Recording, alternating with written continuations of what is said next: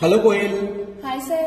আচ্ছা কোয়েল, তুমি এমএস ওয়ার্ডে 3D টেক্সটের মাধ্যমে তোমার নাম লিখতে পারবে? হ্যাঁ স্যার, পারবো। কিভাবে করবে?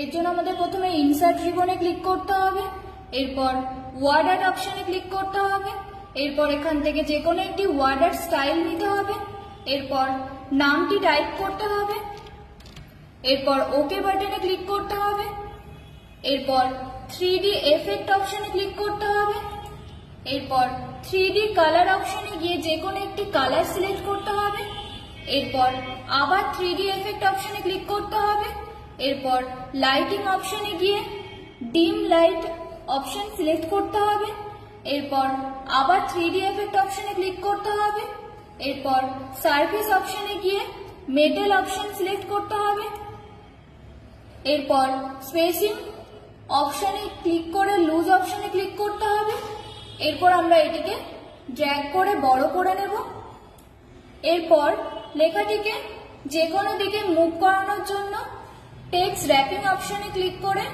ইন ফন্ট অফ টেক্সট অপশনে ক্লিক করতে হবে। বাহ, খুব সুন্দর হয়েছে। Thank you sir.